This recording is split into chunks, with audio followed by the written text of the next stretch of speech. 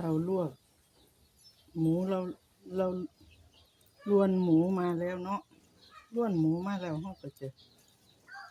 มาผ่าจ้ะเฮ็ดบ่ยากผ่านะเฮ็ดเดียวขอให้หมูมันเย็นก่อนเนาะค่ะ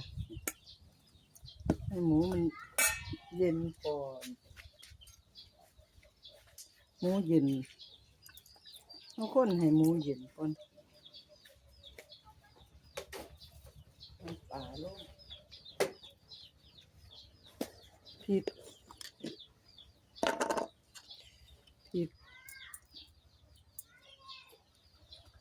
ลูกชายเพิ่นมักเผ็ดแต่ว่าพ่ออยู่กินเผ็ดบ่ได้จ้ะต้องเฮ็ดเอาตามนี้ก่อน